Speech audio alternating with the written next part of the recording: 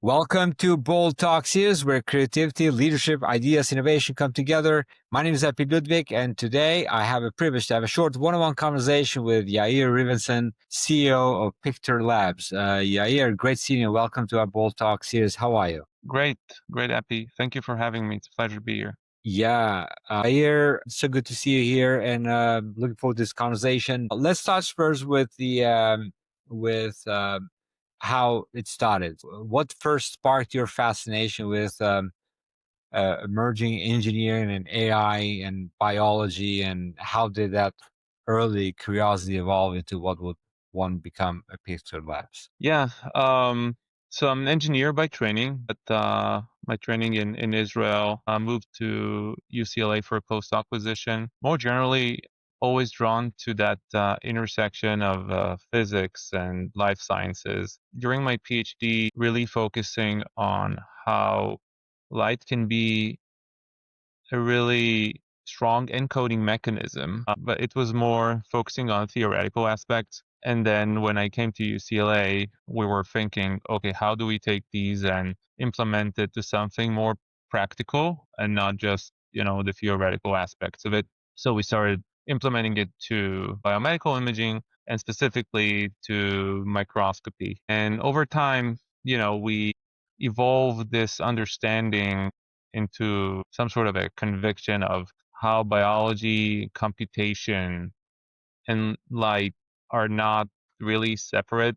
There is all these really interesting connections between them. And that realization really became the foundation of my earlier work with artificial intelligence, and then for the foundation of Pictor Labs using AI just to analyze biology. I'm thinking, of kind of reimagining it with these new tools. Yeah. Now, during that time in UCLA, when you were developing the foundation of virtual staining, was there a moment when you realized this could move way beyond a lab and into the real world? There were quite a few moments. I think the first one was when we did when the first image came out. I remember coming to the lab one morning, very early. We trained the model, and I'm going to share a secret with everyone. It wasn't that incredible. It's really not the same level as we are getting today, but it was good enough for me. Oh my God, this is actually working. So that was the first time. I think the second time was when I showed it to a pathologist, again, engineer by training here. So when I showed it to a pathologist, a practicing pathologist for the first time, the person literally lost his breath, which was a really interesting moment. So at that point, it kind of, okay, something is going on here. It actually could be very interesting.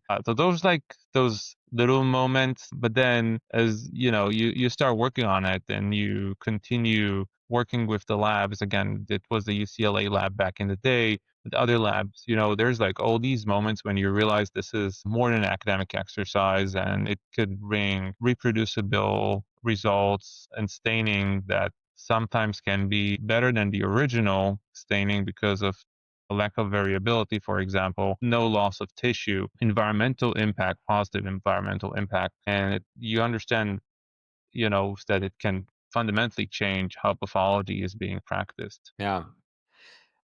So that shift from academia to entrepreneurship, it's rare. You don't see it that often. What was that hardest part about stepping away from the predictability of research to build something uncertain but potentially revolutionary? Yeah. So in my case, I want to call it, I was running some sort of a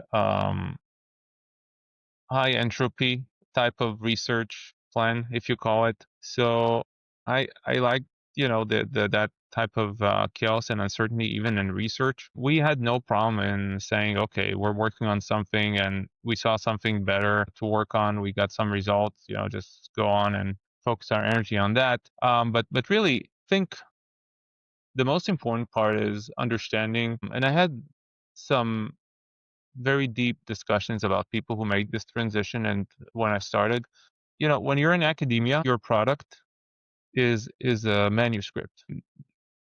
Your customers, quote unquote, readers of of the manuscript.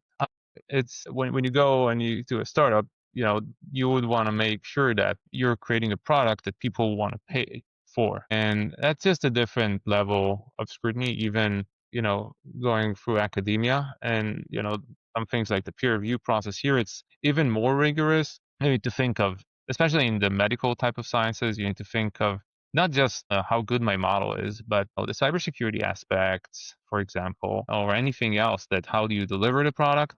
How do you market the product? I think, having that sense of balancing vision, the rigorous science, business acumen, and you do need some idealism, at least mentally, to execute.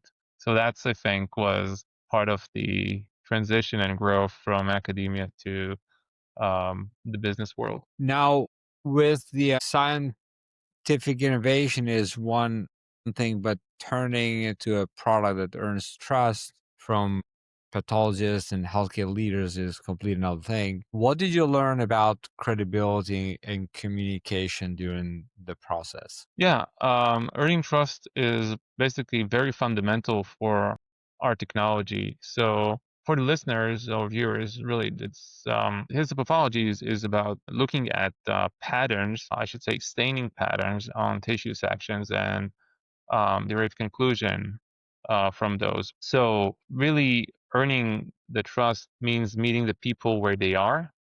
Um, and basically giving the pathologist the same exact tool or results in some senses, so they can use their expertise and actually better use of their expertise. So I think that's what we really learned very quickly. It's just not just telling them, but really demonstrating the reliability, the validation, and the clinical benefits through data. Yeah.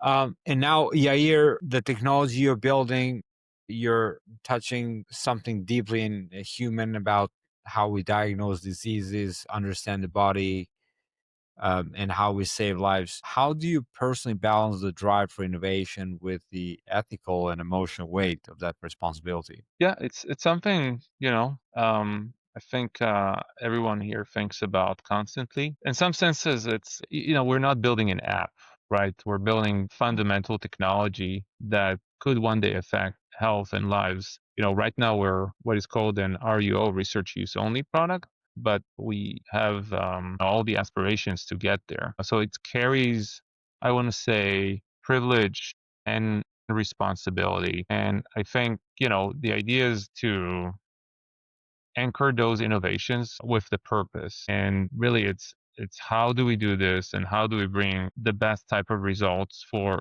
patients by balancing the innovation and the ethics.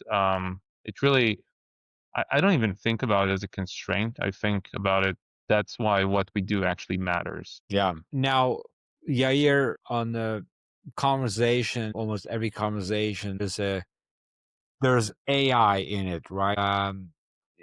Basically in almost every single industry today. What do you believe will be the true tipping point